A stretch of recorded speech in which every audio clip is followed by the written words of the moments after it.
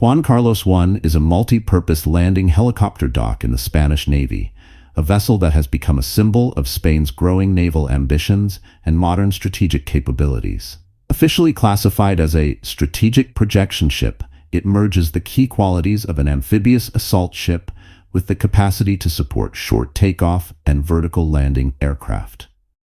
Named in honor of the former Spanish king, Juan Carlos I, it also serves as a floating testimony to Spain's maritime tradition, which stretches back centuries. Even though it is occasionally described as an aircraft carrier, its primary focus is flexibility, carrying troops, supplies, and machinery needed for amphibious landings, while also launching and recovering aircraft capable of short takeoff.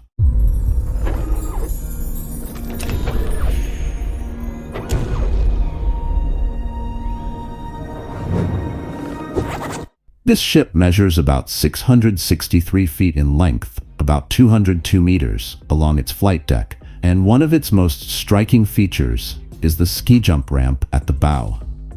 This ramp facilitates operations for short takeoff and vertical landing aircraft, such as the McDonnell Douglas AV-8B Harrier II jets. Although these jets are gradually being phased out around the world, they have historically provided the Spanish Navy with a potent jump jet capability. Plans for future aircraft, like the Lockheed Martin F-35 Lightning II, also factor into the overall design. This means the Spanish Navy remains open to modernization and transition, ensuring that Juan Carlos I can adapt to ever-evolving technology. Beyond its role in aviation, Juan Carlos I has overshadowed the Newport-class tank landing ships known as Hernán Cortés and Pizarro, which previously served the important function of moving ground forces and marine units. Now, with the decommissioning of older vessels like the aircraft carrier Príncipe de Asturias, Juan Carlos I has also taken over the mantle as a key aviation platform. Whether it is launching helicopters, deploying amphibious vehicles, or supporting assault craft, it stands at the forefront of naval technology. A look at the initial design phase.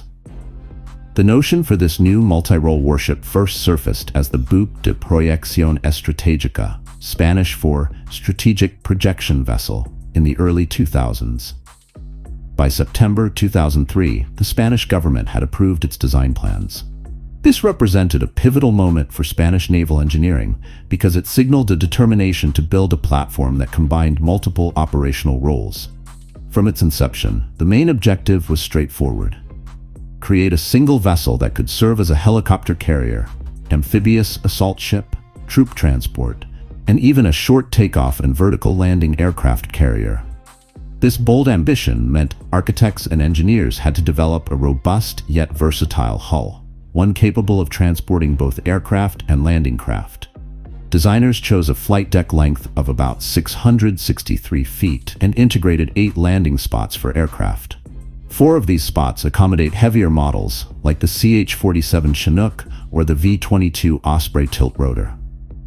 If configured purely for helicopter operations, the ship can carry up to 30 helicopters, depending on size and weight class. But a mixed arrangement is also possible, something like 10 to 12 Harrier II or F-35 Lightning II jets, and another 10 to 12 helicopters, making it a potent blend of air power. Powering this large warship required advanced propulsion technology. Engineers opted for a diesel-electric system, paired with a gas turbine plant that drives 2 azimuth thrusters. For the Spanish Navy, this was a first, employing azimuth thrusters on a capital ship of this size. This configuration allows for better maneuverability and efficiency, especially valuable in amphibious operations where the vessel must navigate close to shore. Capacity and interior layout.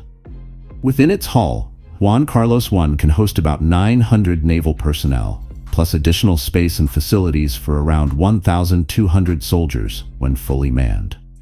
On top of that, it offers 6,000 square meters, about 64,583 square feet, of garage and hangar space spread over 2 levels.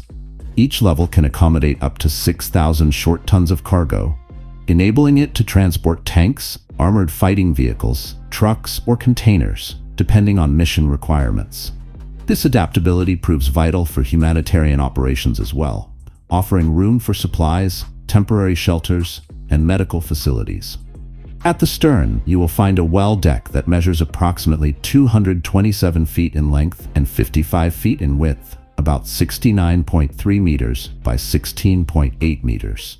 This flooded compartment can house 4 LCM-1E landing craft mechanized type boats, or if needed, a combination of 1 landing craft air cushion and a series of amphibious assault vehicles.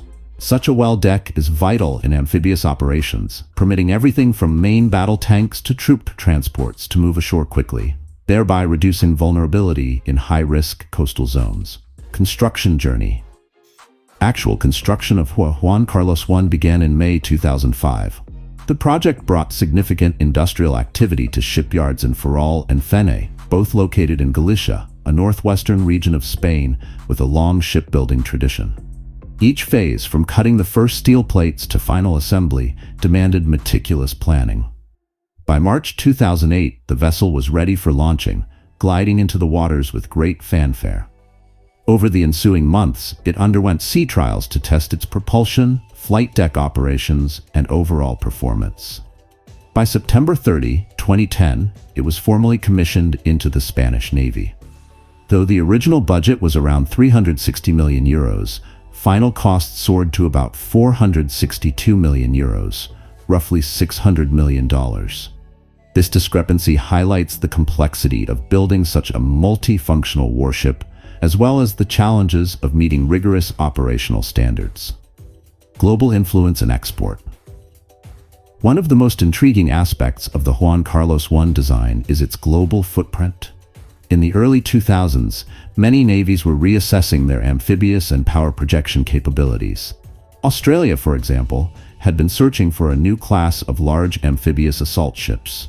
After comparing designs from various countries, among them the French Mistral class, Australia opted to license the Juan Carlos I design for their Canberra-class landing helicopter docks.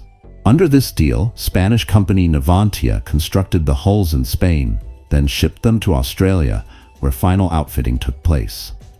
HMAS Canberra was commissioned in late 2014, and its sister ship, HMAS Adelaide, followed in December 2015.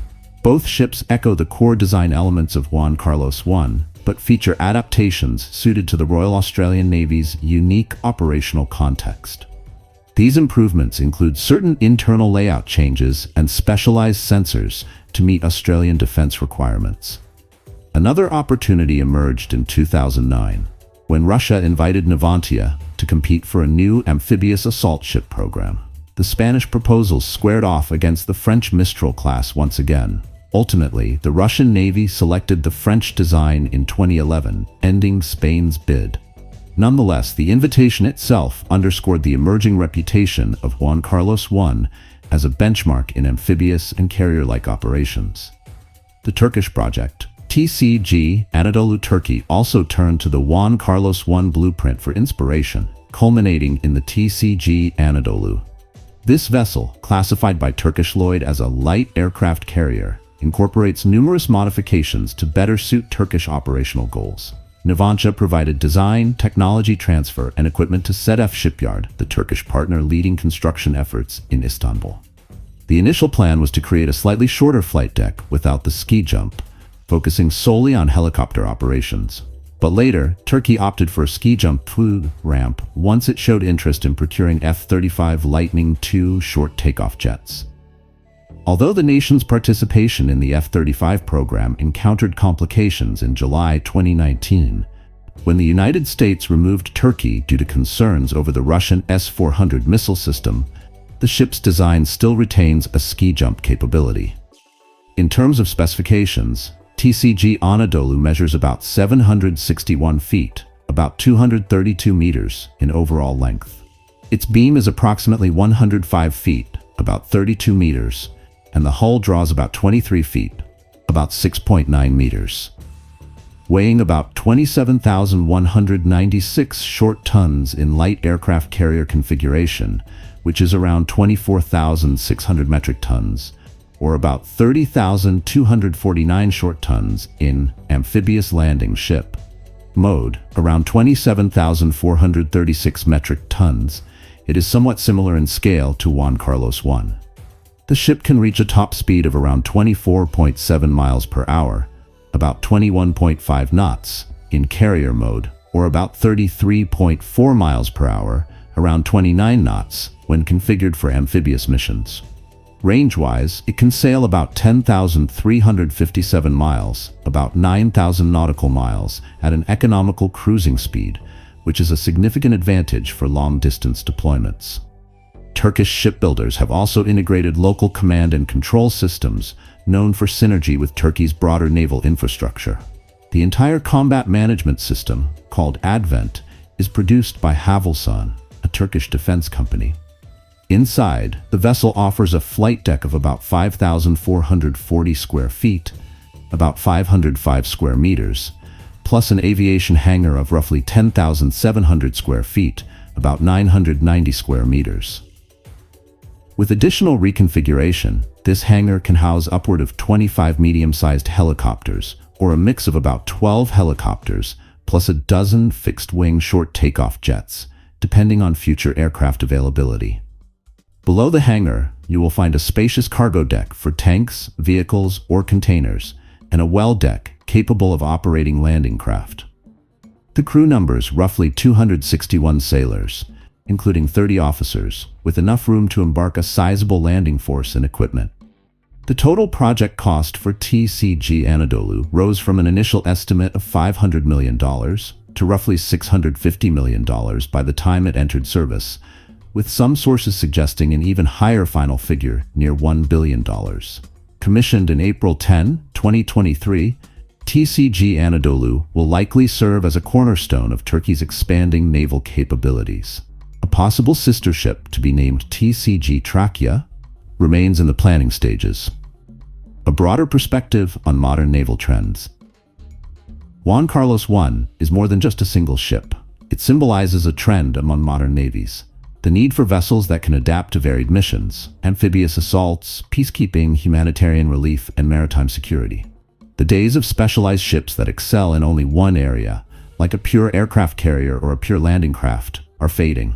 Instead, militaries increasingly seek hybrid platforms to save costs, reduce logistical challenges, and maintain operational flexibility.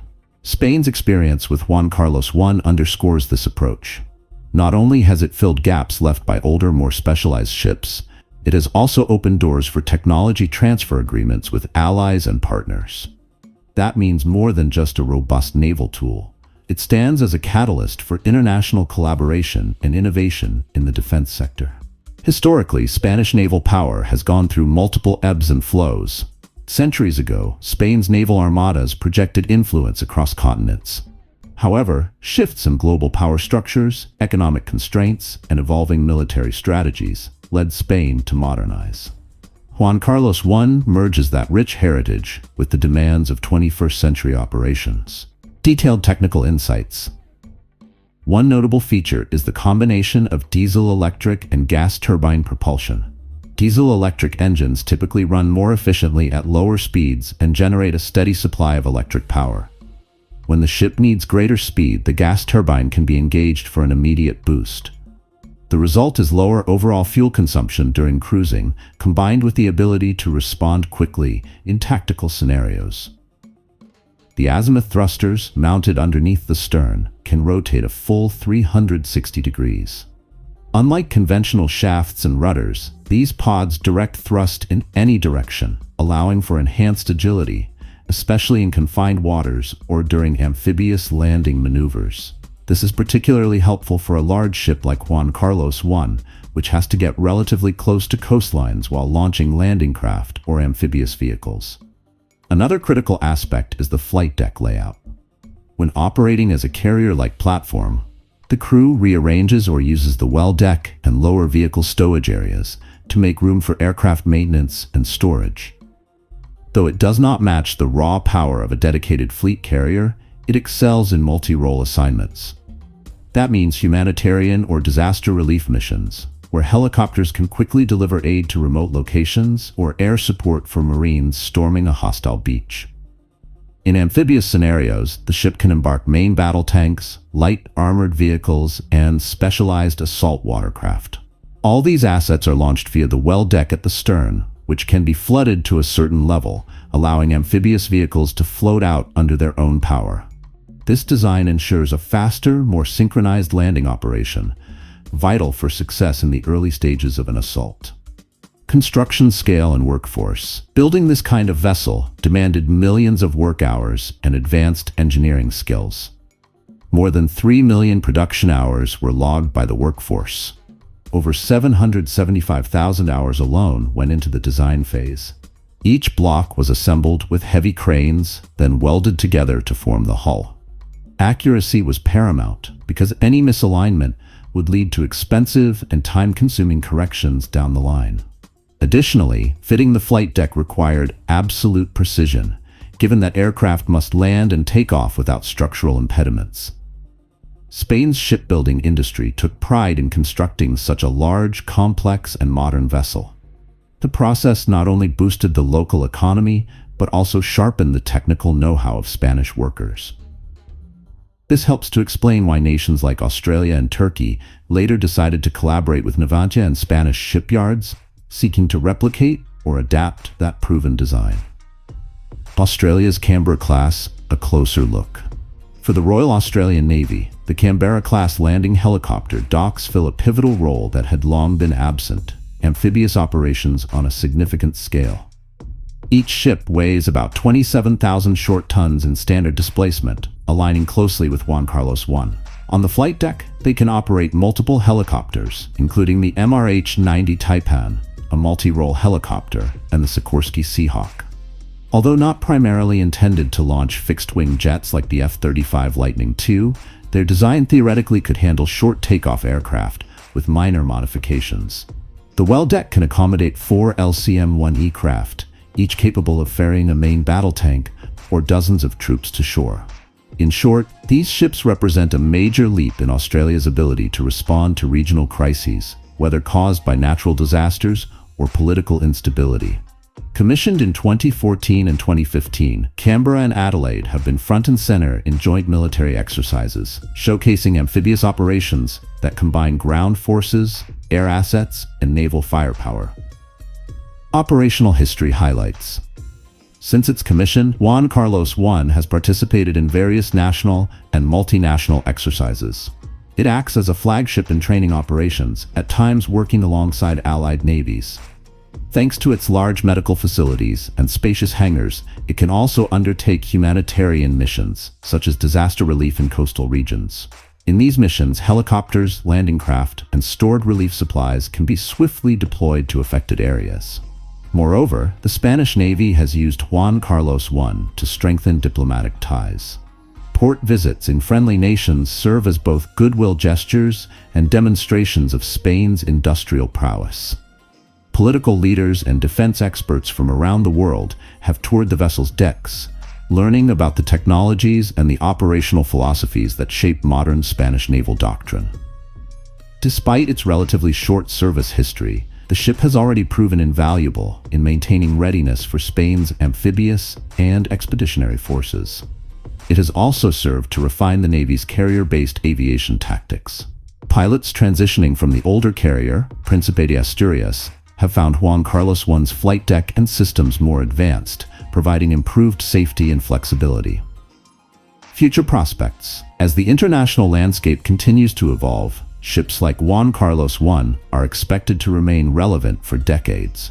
Modernization efforts could include new aircraft types, upgraded sensors, and advanced communication suites for better integration with NATO allies and European partners. Should the Spanish Navy procure the F-35 Lightning II short takeoff model, the ship's capabilities will be significantly extended, bringing it closer to a true light carrier.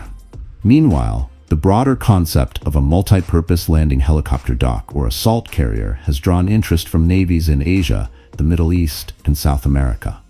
In a world where joint operations is a buzzword, such ships become force multipliers, combining logistics, aviation, and sea control in one hull.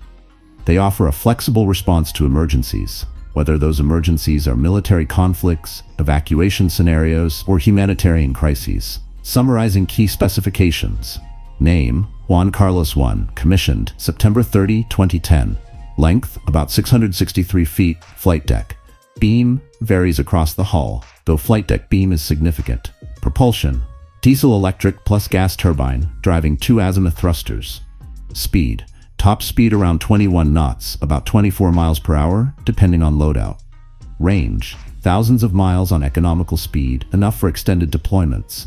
Troop capacity: up to about 1,200 embarked soldiers. Aircraft operations: capable of launching and recovering short takeoff and vertical landing jets, medium and heavy lift helicopters. Well deck: houses up to 4 landing craft or a combination of amphibious vehicles, essential for beach assaults and logistic transport. Total displacement: about 27,000 short tons. Role: amphibious warfare, naval aviation, humanitarian missions, power projection. Brother and sister ships: while Juan Carlos I stands proudly under Spain's colors, it has near siblings around the globe. The Royal Australian Navy's Canberra and Adelaide, both landing helicopter docks, share the Spanish design heritage. Meanwhile, Turkey's TCG Anadolu is slightly modified, but still recognizable as part of the same family. TCG Trakya, once completed, will further expand this lineage. Each iteration differs in sensor suites, interior configuration, or flight deck arrangement, reflecting unique naval philosophies and operational requirements. Some might be more oriented toward assault helicopter operations, while others could lean heavily on short takeoff jets for more direct combat capability. But the underlying blueprint, proven by Juan Carlos I, remains consistent, a testament to Spanish shipbuilding excellence. Conclusion and reflection: Juan Carlos I is not merely another warship in a long line of Spanish Navy vessels. It symbolizes the Navy's transition into a new era, one marked by multi-role operations, international cooperation, and advanced technology. By seamlessly blending a carrier-style flight deck with a robust amphibious assault capacity, it stands as a flexible and forward-thinking asset. The global interest in its design, from Australia to Turkey, speaks to its success and potential to inspire future naval programs. In a rapidly changing world, warships that can adapt to diverse missions will likely dominate new construction orders. Whether it is delivering humanitarian aid to a storm-ravaged region, acting as a platform for fighter jets in contested waters, or transporting an expeditionary force to distant shores, Juan Carlos I shows how to achieve strategic flexibility. With ongoing upgrades and the possibility of operating the Lockheed Martin F-35 Lightning II, the ship's story is far from over. Instead, it sails on as a visible reminder of how modern navies can innovate, collaborate, and prepare for the uncertain seas of tomorrow.